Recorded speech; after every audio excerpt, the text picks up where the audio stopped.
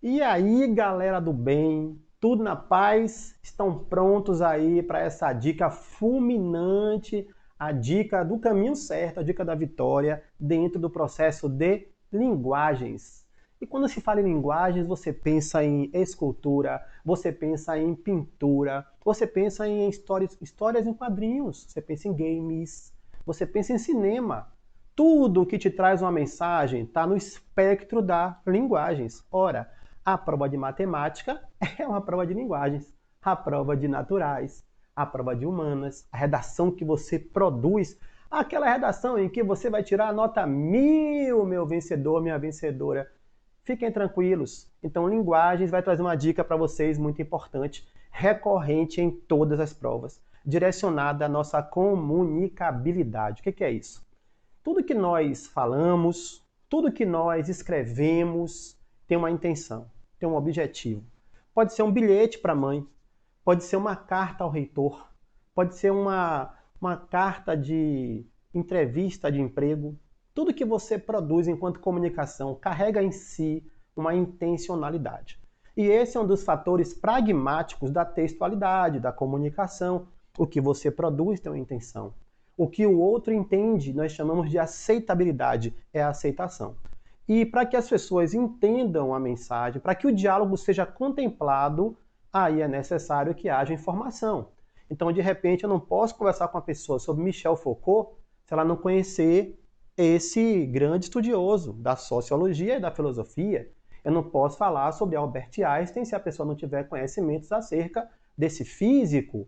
Então, muitas vezes, para a comunicação acontecer, é necessário que haja uma informatividade comum e as pessoas então possam se entender, beleza? Então você tem a intencionalidade, que é a intenção do autor, a intenção de quem fala, a intenção de quem escreve. Você tem a aceitabilidade, que é o grau de entendimento. Olha, gente, em linguística, quando se fala em aceitar a mensagem, não quer dizer que você concorde com ela, quer dizer que você compreendeu a mensagem. A aceitabilidade é um processo de entender as coisas.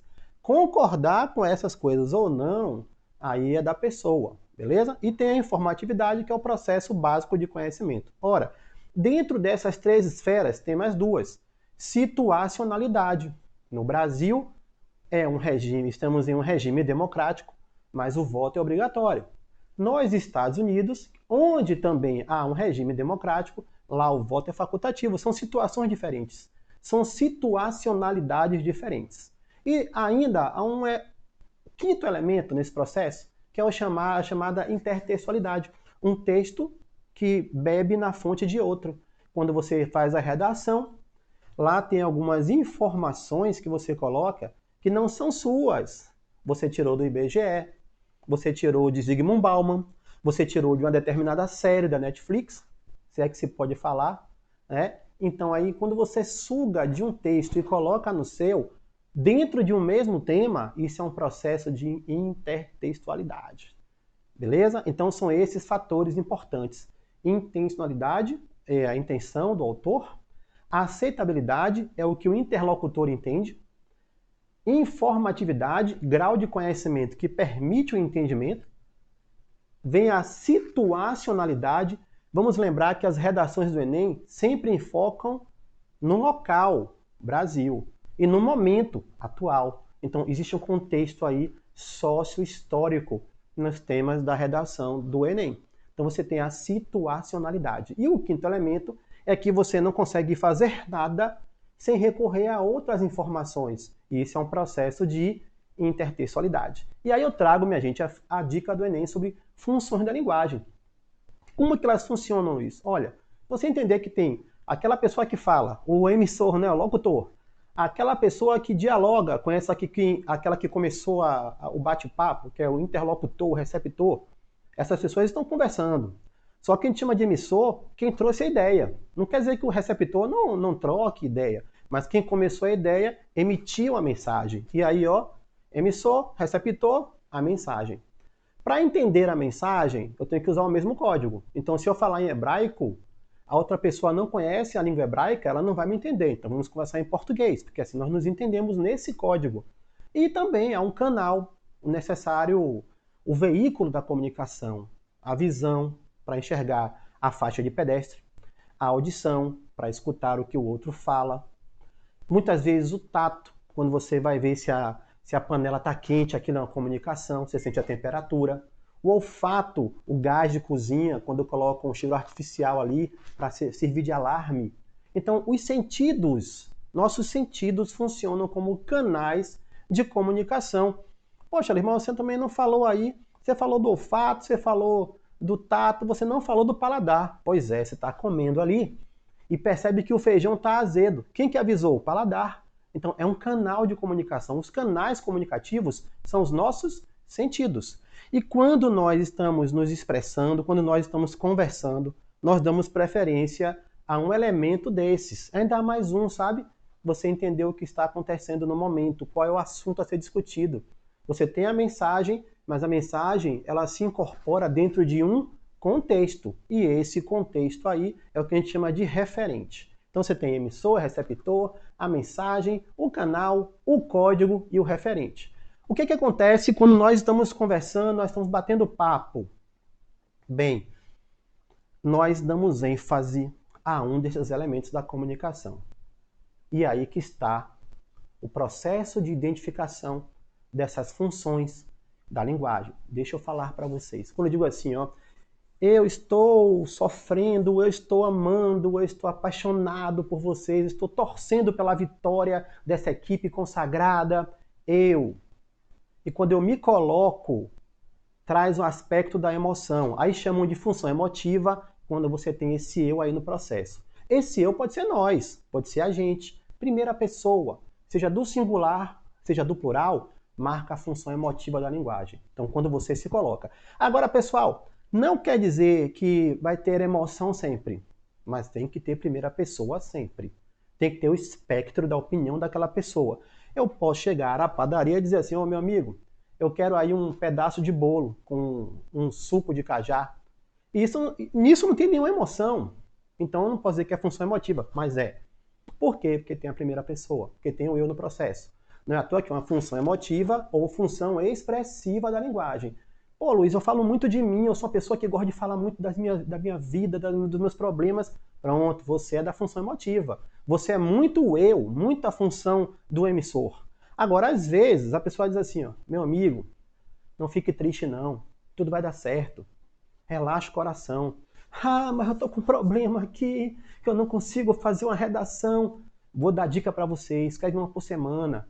Ah, mas eu não sei como é que eu vou resolver o Enem. Pega a prova anterior e tenta responder.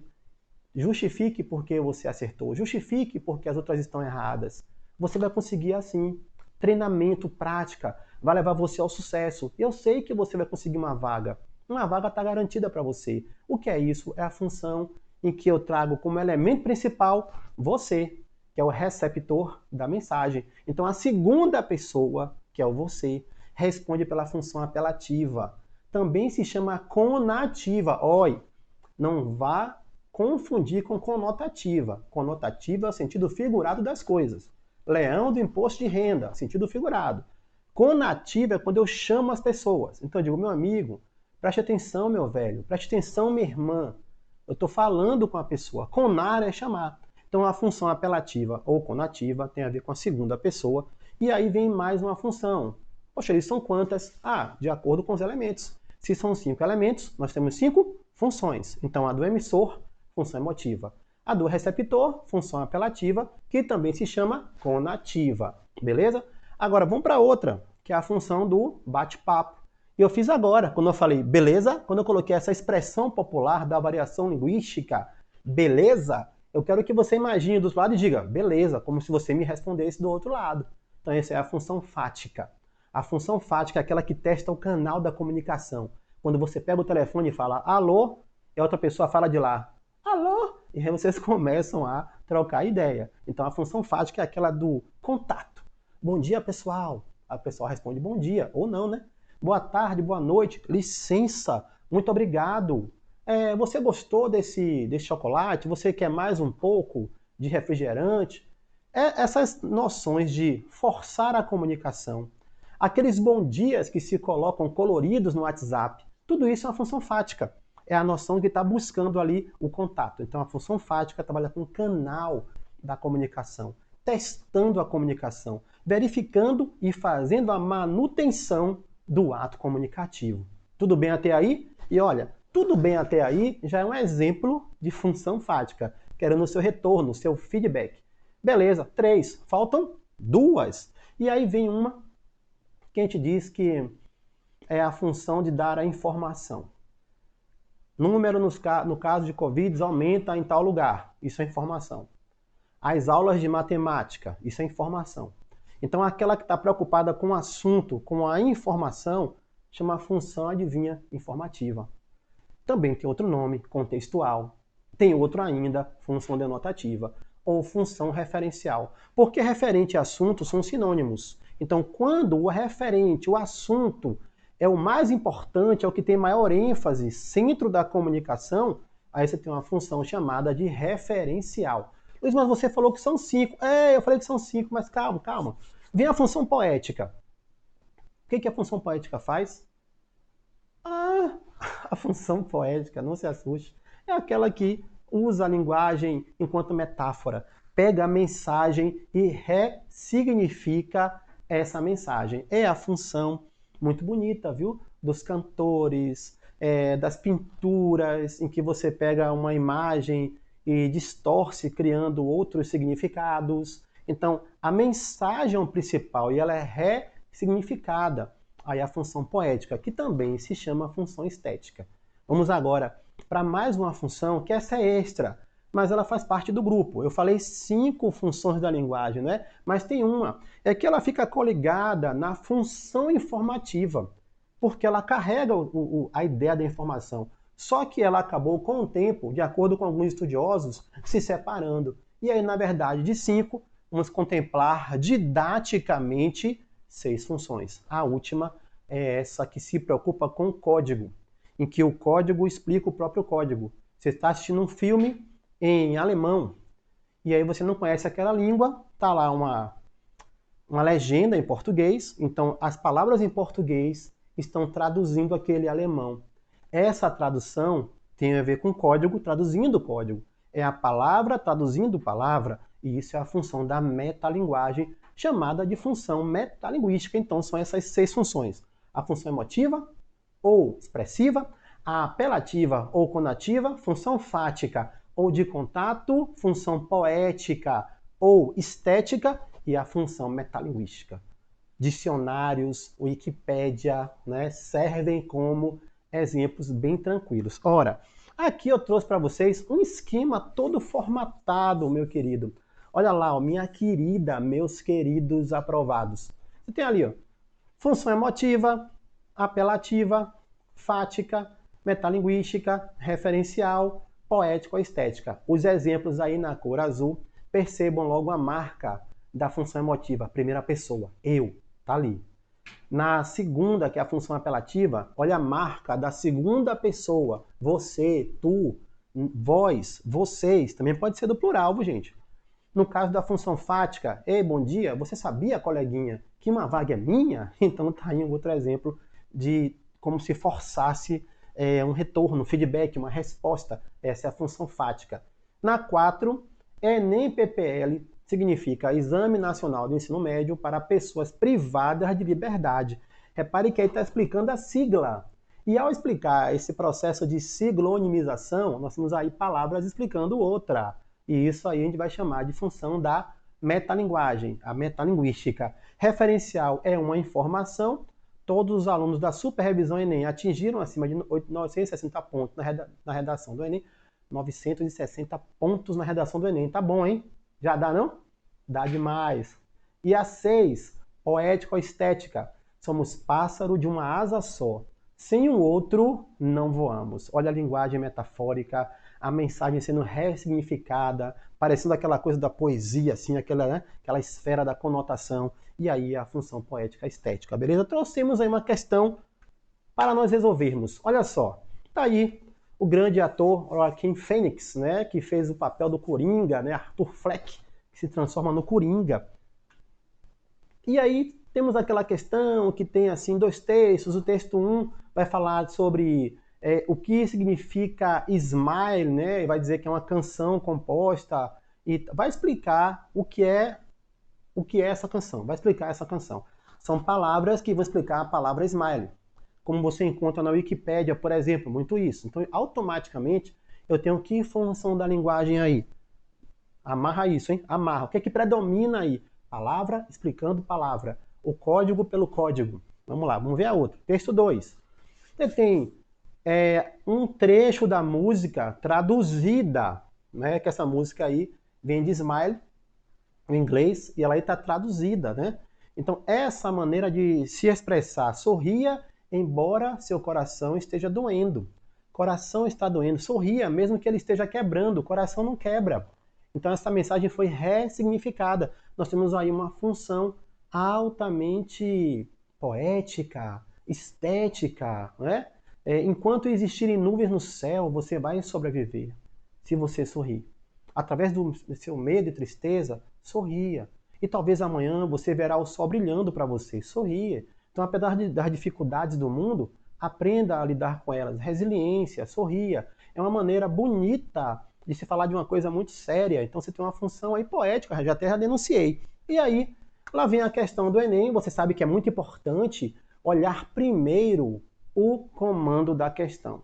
E o comando nos diz: os textos tratam de uma mesma canção, a qual serviu de tema para o filme Coringa, dirigido por Todd Phillips e estrelado por Joaquin Phoenix. Segundo as intenções de cada texto, a intencionalidade marca a mensagem, as linguagens usam, respectivamente, as funções. Ora, vamos lá, tem a sequência aí, dá uma olhadinha. A gente viu que no texto 1, a ideia era explicar o que era smile. Texto 1 era explicar o que era smile. Palavras explicando uma a outra, o código pelo código. Isso marca que função? Metalinguística.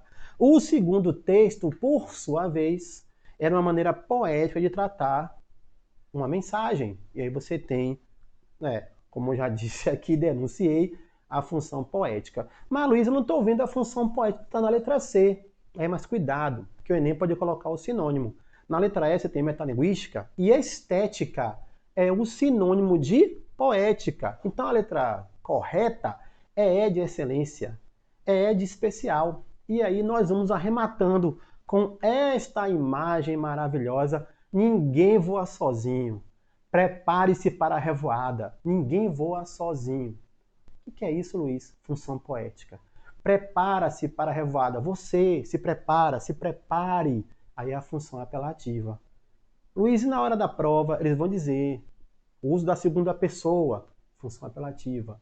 Uma linguagem figurada, com metáfora, poética, estética. E aí, é suave na nave, vai ficar fácil para vocês. Não se estressem, essa prova está no papo. As dicas são direcionadas nas questões que são mais recorrentes e mais importantes. Então, suave na nave. Vamos montar agora o nosso voo e nos dirigimos ao horizonte das nossas aprovações. Sucesso, futuro universitário, futura universitária. Já fui.